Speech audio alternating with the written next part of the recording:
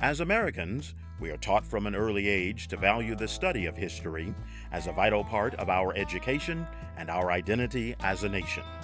Study of the American West has been extensive. The number of books published is second only to those written about the Civil War. But within all those volumes, references to African Americans are extremely rare. Today, historians are rediscovering the contributions of African Americans, recognizing their impact as a people, and exploring race relations as they played out in the Wild West. In this 5-part series, Professor Quintard Taylor focuses on African American history in terms of forming communities, combating racism, and changing social and political patterns in the development of the American West. The African American West is presented by the University of Washington's College of Arts and Sciences and the UW Alumni Association. Major funding for this program was provided by Macy's, continuing its long-term commitment to promoting Black history by making this video series available to secondary schools throughout Washington State. Additional funding was provided by the University Bookstore and UW-Medicine. In this talk, Professor Taylor examines the paradox of race and freedom in the West in the period leading up to and including the Civil War. Good evening, everyone. My name's David Hodge, and I'm the very proud Dean of the College of Arts and Sciences tonight. It's my pleasure to introduce you to the first of this wonderful lecture series on the African American West, 1528 to 2000. It's great to see so many alumni and friends, students and faculty, the greater community here tonight to enjoy this series. This is the 34th year in which we have offered these special lecture series by the History Department, and it is with great pride that the College of Arts and Sciences and the Alumni Association bring this series to you this winter. Now, I want especially to take a moment to thank those of you who are members of the Alumni Association. Your participation in the association and your donations make it possible not only to host this series, but part of your membership goes to provide scholarships for history students. So we're very pleased about that. This series features an outstanding scholar and teacher here at the University of Washington. Professor Quintard Taylor has taught and written about the history of African Americans for over 30 years, specializing in the American West. Over the next several weeks, we will explore much of what students learn in a full quarter or more under his tutelage. During these weeks, Professor Taylor will challenge myths and ask us to think critically about the diverse ancestry that lies in our collective past. It brings us to a common purpose of deepening our understanding of the experiences of all Americans and all persons of the West, and expanding our respect and understanding for our different cultures and histories. Professor Taylor was originally from Brownsville, Tennessee, received his undergraduate degree from St. Augustine's College in Raleigh, North Carolina, and his graduate degrees from the University of Minnesota. Professor Taylor joined the UW faculty in 1999 after his previous appointments at WSU, Cal Poly San Luis Obispo, and just before the University of Washington, the University of Oregon, 1990 to 1999. Professor Taylor is the author of more than 50 scholarly articles and 4 books. He holds the Scott and Dorothy Bullitt Chair of American History, which was established in 1979.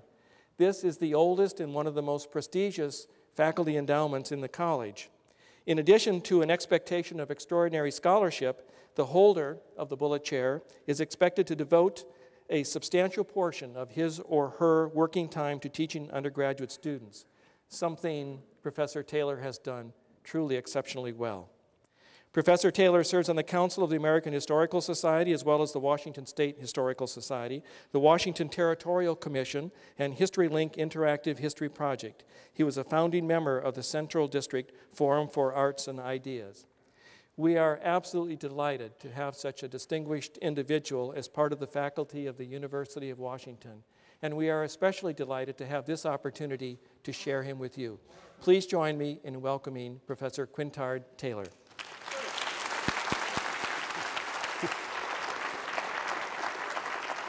Thank you. We have a lot to cover tonight. I'm going to treat you as my students for the next 5 weeks, okay? Fortunately, you don't have to take my exams, You can just sit and listen and you will all get A's, which is probably the best approach.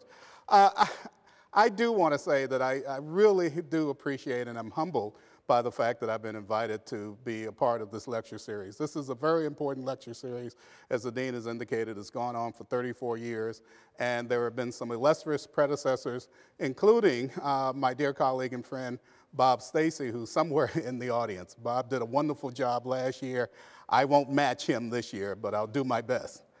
I also want to make a very special acknowledgement tonight. I am dedicating not only this lecture, but all of the lectures to a wonderful woman, a true friend, who is no longer with us. Her name is Mrs. Constance Thomas, and in 1972, she was one of the first people that I interviewed here in Seattle in the process of reconstructing the history of African Americans in the West. I had hoped that Mrs. Thomas would be here, at least in spirit, if not presently, but unfortunately she is not because she passed on January 7th of this year. All of the lectures, as I said before, are dedicated to her.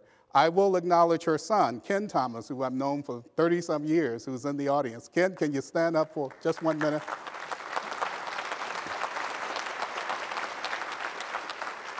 I say this because I'm not standing here alone being responsible for all that you'll hear tonight. What you will hear will come through my mouth tonight, will come through my voice tonight, but it's essentially the words of literally hundreds, if not thousands, of African Americans and others who've been part of the process of the history of blacks in this region. I hope you will hear those voices carefully. I hope you will hear those voices proudly, because they certainly still speak to me. Maybe by the end of this lecture, they will speak to all of you as well. I began this 5-part lecture series on the African American West with a simple premise. There is no single African American historical experience. The lives and histories of blacks in Mississippi or Harlem tell us much about the challenges that African Americans have faced over the last 3 centuries. But their stories are incomplete. They paint an incomplete picture unless and until we know what happened elsewhere in the nation, including the American West.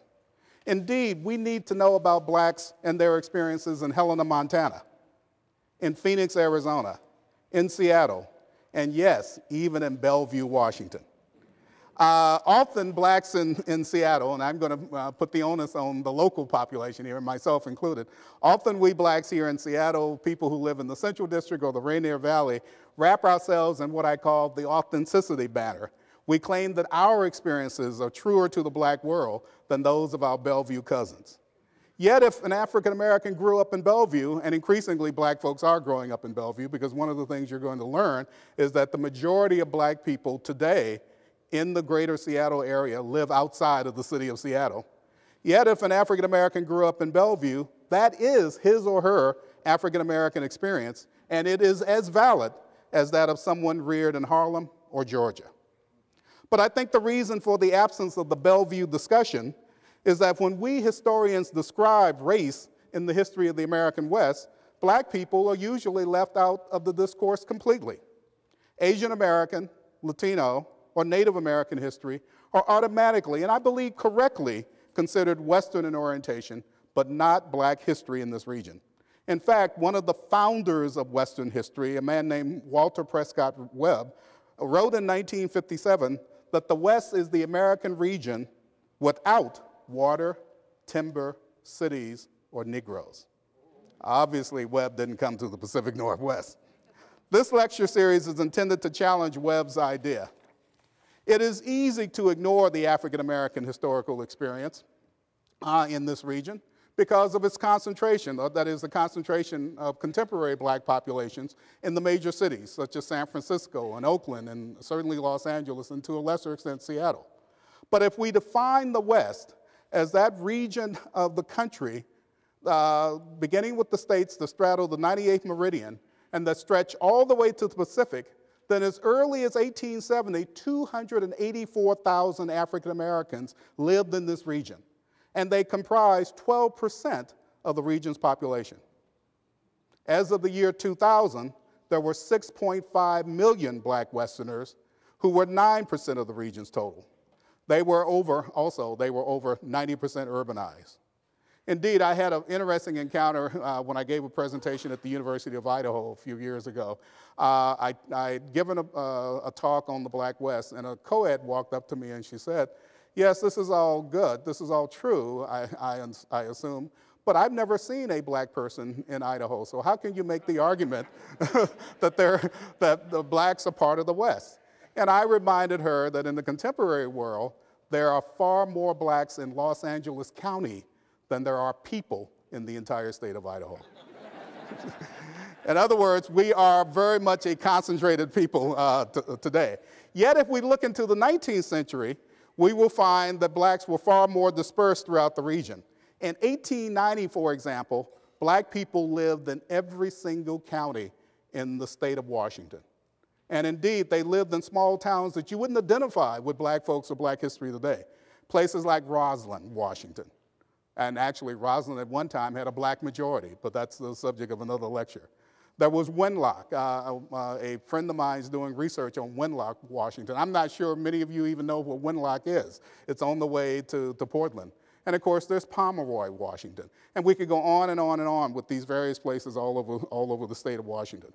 But reconstructing black Western history is imperative not simply because of the number of people in the region.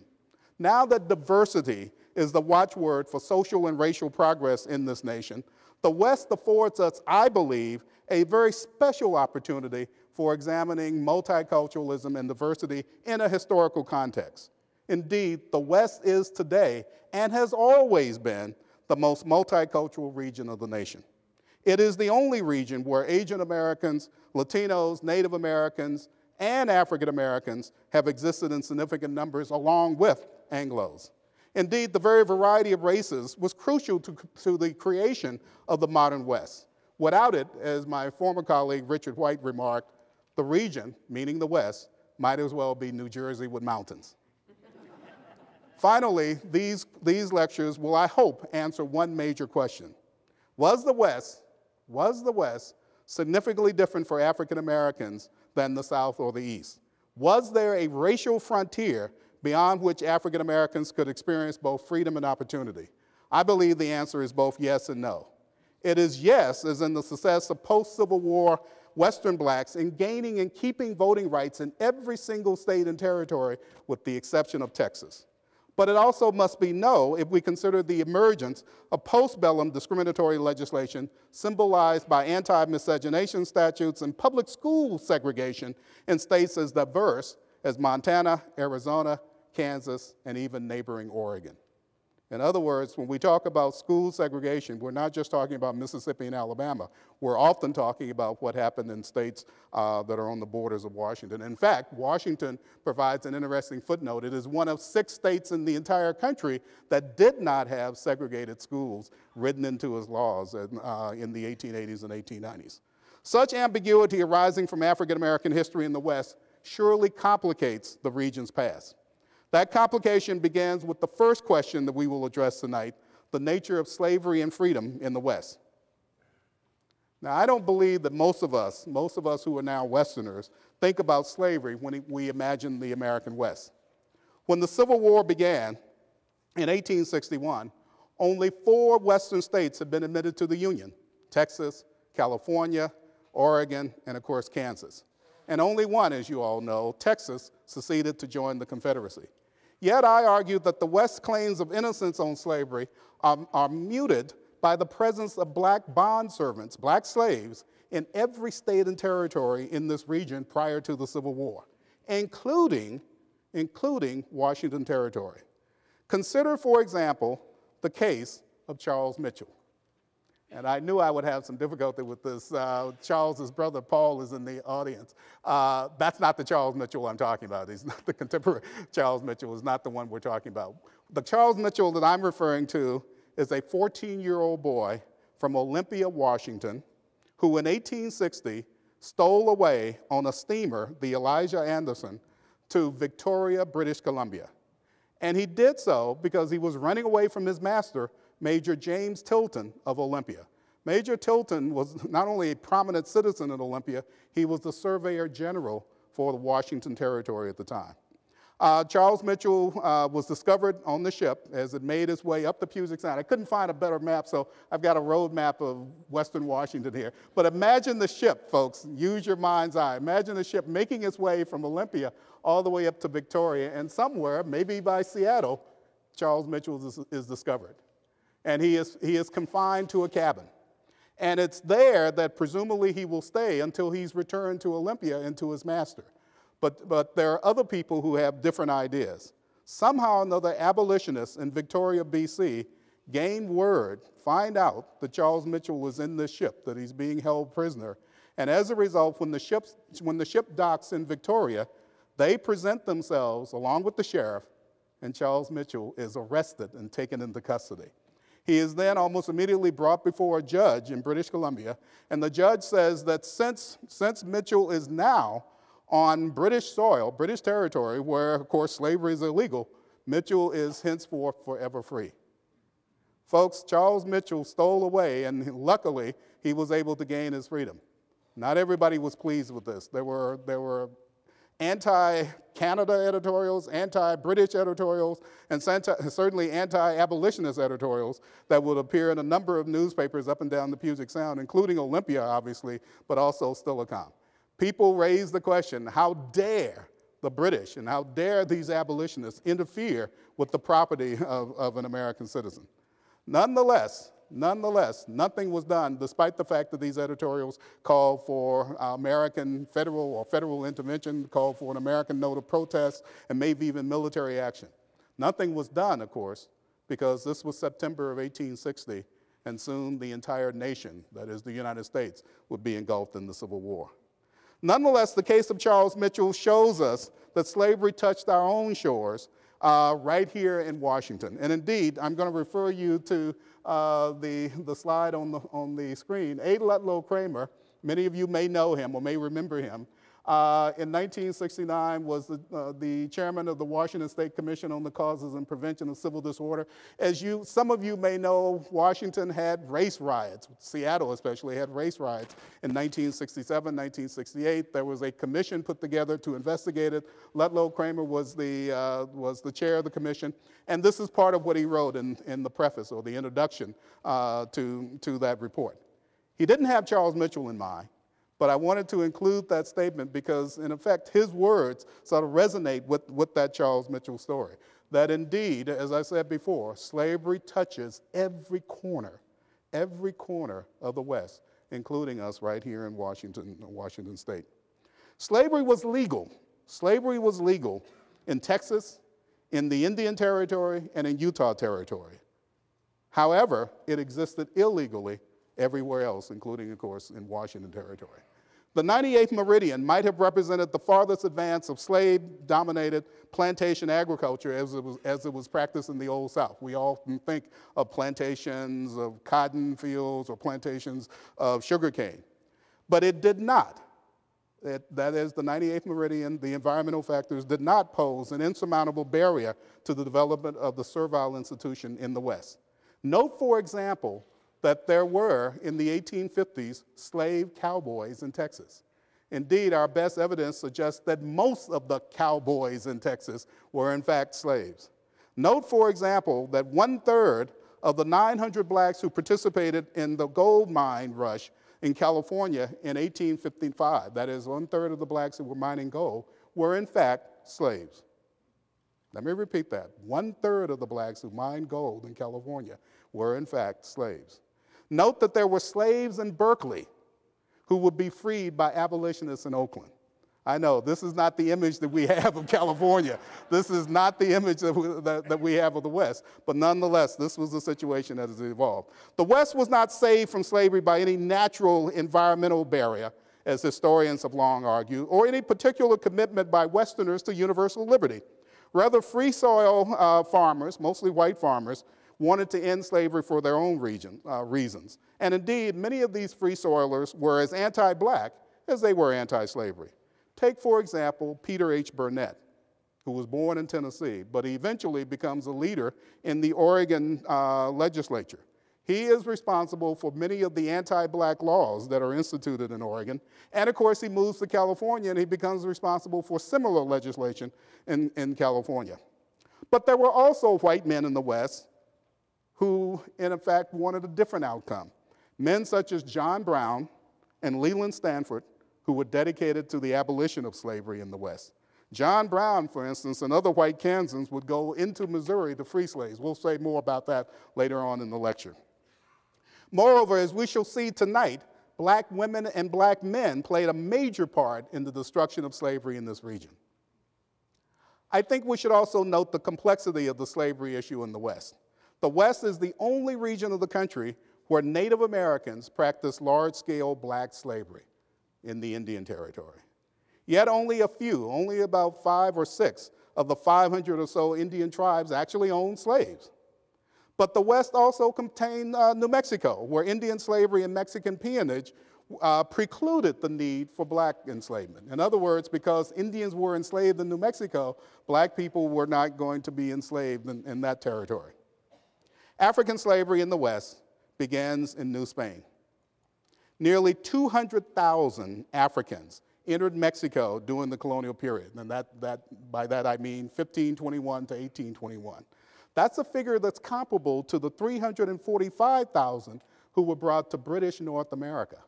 And of course, you all know that the 345,000 brought to British North America became the basis for much of the contemporary African American population today.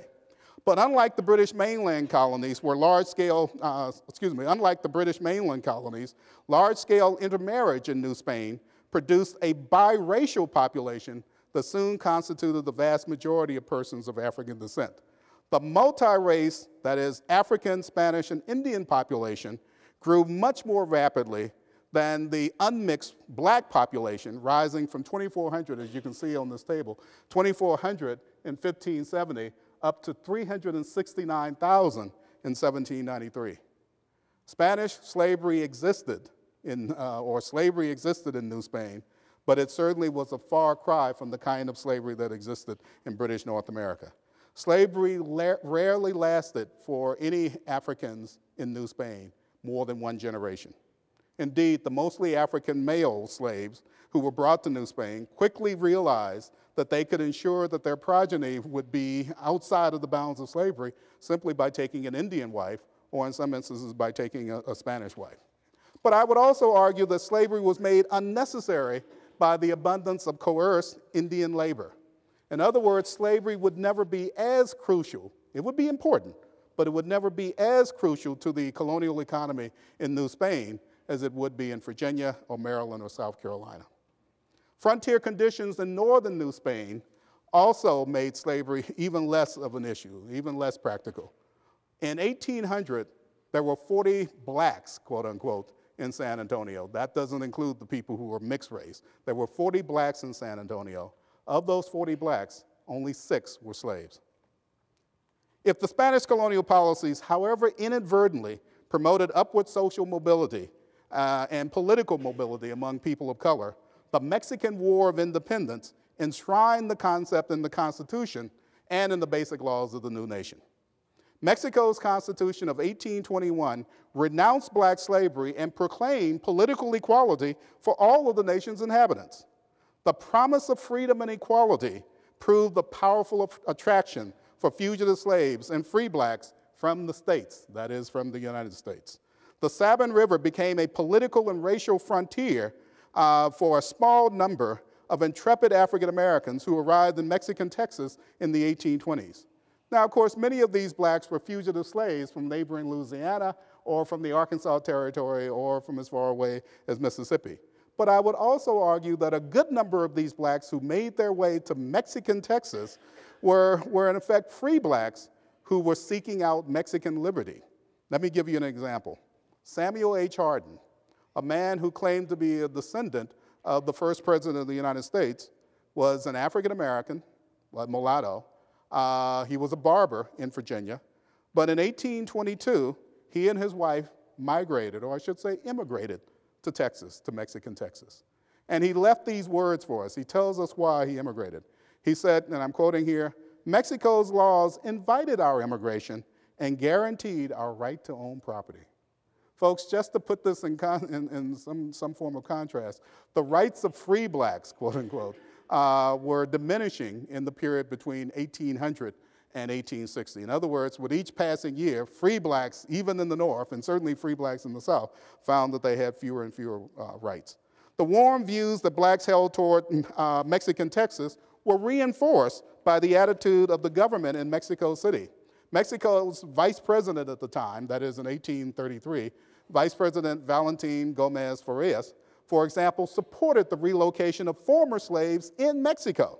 Gomez wrote in 1833, "If they," meaning the U.S. blacks, "would like to come, we will offer them land for cultivation, plots for houses where they can establish towns, and tools for work under the obligation that they obey the laws of the country." Under the obligation that they obey the laws of the country. Yet I would suggest to you that the aspirations of free blacks and their supporters for a racially tolerant Texas soon conflicted with the desires of Southern whites to transform Mexico into, as one historian called, an empire for slavery. In 1821, Mexican Texas had only 3,200 non-Indian inhabitants. Concerned about the region's vulnerability to annexation, ironically, to the United States and also the France or Great Britain, the Mexican government granted Moses Austin permission to settle a colony of American-born immigrants loyal to Mexico along the Brazos and Colorado rivers. And you can see Austin's colony on the map here. When Moses Austin died, Stephen Austin, his son, took over the enterprise. The prospect of free land lured European Americans across the Sabine and Red Rivers. As early as 1823, perhaps 3,000 U.S. citizens had entered Texas illegally, and in addition to 700 legitimate settlers. I always make an aside here. We always talk about the problem of illegal aliens. And we always talk about how that problem is one directed toward Mexico as Mexicans move north. The first illegal aliens in Texas came across the Red River and the Sabine from the United States. And indeed, they came despite the best efforts of the Mexican army to patrol the border. But these men, for the most part, they were men. These men brought slaves. Jared E. Grossi of Georgia, for example, arrived in central Texas in 1822, and he brought with him 90 slaves. These slaves established Bernardo, a cotton plantation along the Brazos River.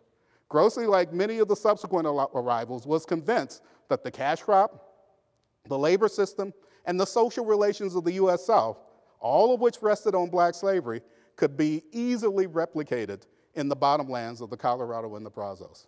And he wasn't by himself in that thinking. Eventually, there would be others who would come. By 1835, Texas slaveholders had duplicated the slave system of the United States. By that date, there were 35,000 immigrants from the United States and Mexican Texas, including a good number who were illegals. But that included 5,000 black slaves who were 12% of the population.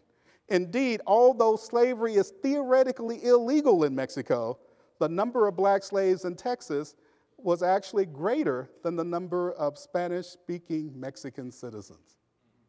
Let me repeat that. The number of black slaves was greater than the number of Mexicans, the number of Spanish-speaking Mexicans. There were only 3,500 Mexicans in Texas at that time. The growing numbers of slaveholders demanding the protection of their property while openly selling black slaves, with growing numbers of slaveholders demanding the protection of their property while openly selling black slaves, that is against the law, Anglo-Texans and the Mexican government were soon on a collision that would lead to the Alamo. Here you see a map showing if you will, the battle for Texas independence. I don't call it the Texas Revolution because I assume that revolutions overturn the existing social order. In this particular instance, there was an attempt to try to, if you will, establish an old order in the Old South in a new area, in a new region. African Americans would soon be engulfed in the middle of this conflict called the Texas War of Independence. For many Texas slaves, the flag of Mexico, rather than the revolutionary's Lone Star, seemed the banner of liberty. In February of 1836, 1 month before his siege of the Alamo, General Antonio Lopez de Santa Anna commander of the Mexican army, queried government officials in Mexico City about the liberation of the slaves. These are his words. "Shall we permit those wretches to moan in chains any longer in a country whose kind laws protect the liberty of man without distinction of caste or color?" Santa Anna received a response which placed the Mexican government clearly on the side of black freedom. On March 18th, the Minister of War, Jose Maria Tornel, wrote, quote, "The philanthropy of the Mexican nation has already freed the slaves."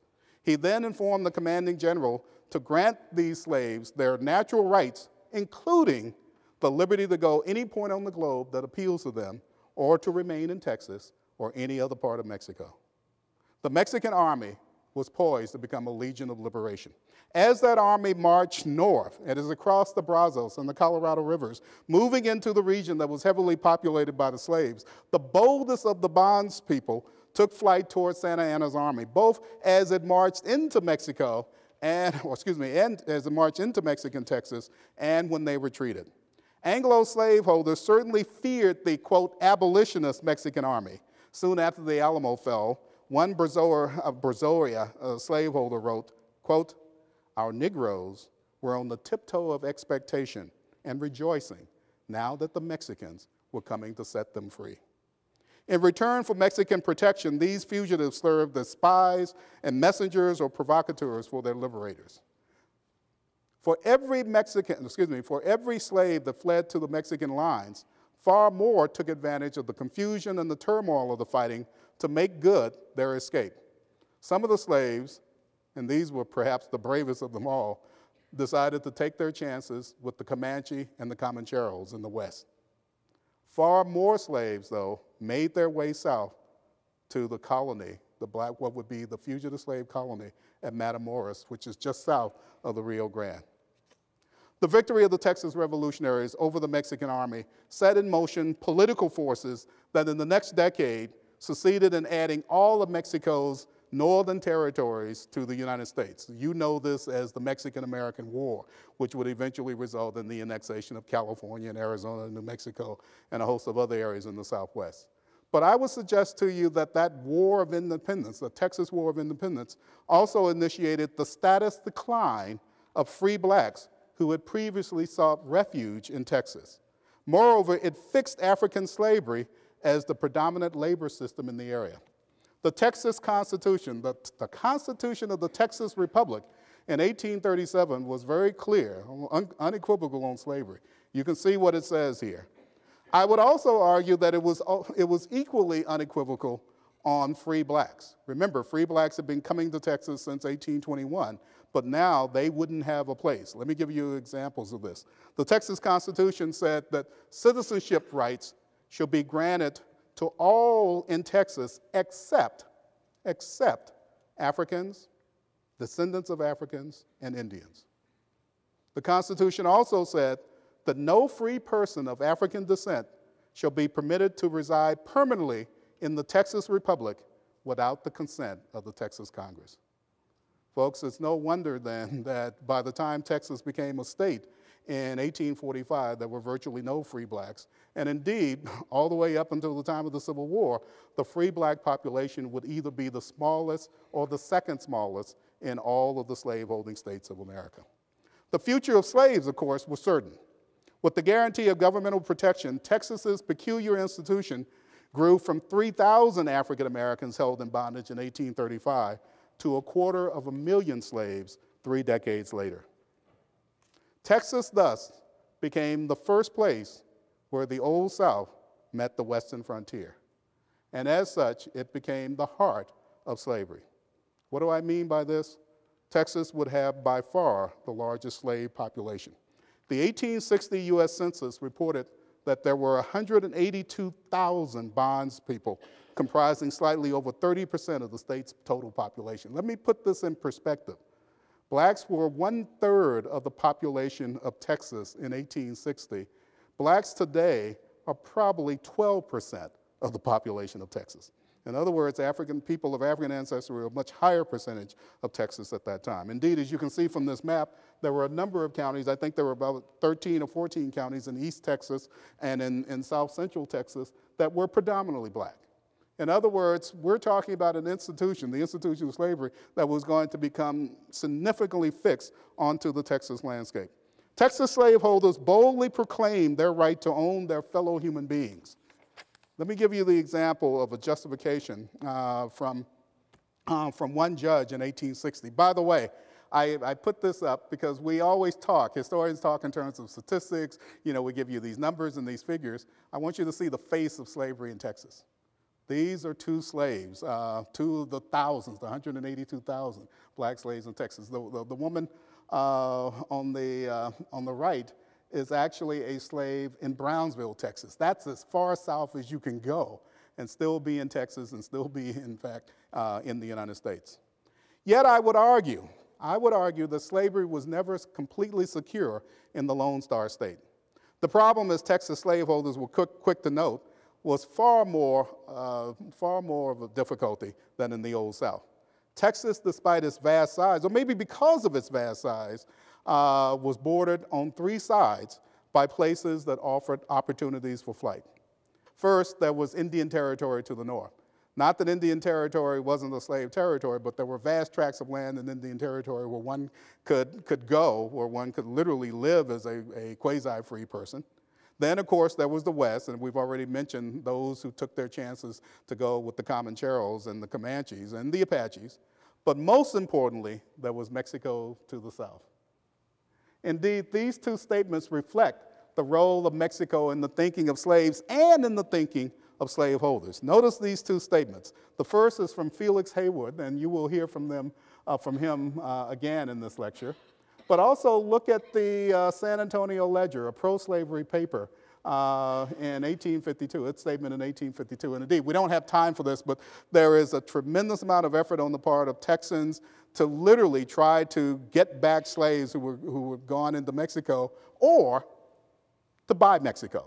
That is, Texas congressmen use whatever influence they have. I'm glad they weren't as powerful then as they are now, but they use their congressional influence to try to buy, if not all of Mexico, certainly northern Mexico, in order to take care of the slavery problem. This view of Mexico, the image of Mexico as a place of refuge, as a haven for fugitive slaves, of course, evolved during the Texas War of Independence. By 1851, 3,000 fugitives lived south of the Rio Grande, and another 1,000 joined them by 1855. But the Civil War ultimately brought an end to bondage in Texas. Because of its remoteness from the major areas of conflict, Texas became a refuge for slaveholders from the rest of the South. For example, blacks were brought in from Alabama. Black slaves were brought in from Alabama. They were brought in from Tennessee. They were brought in from Mississippi. They were brought in from all over to Texas because Texas slaveholders and those who were bringing them in from the various other states believed that Texas would be the last place where the Union attacked. And in that regard, they were right, because Union armies did not reach Texas until June 19th, 1865. And of course, that date is going to loom very, very large.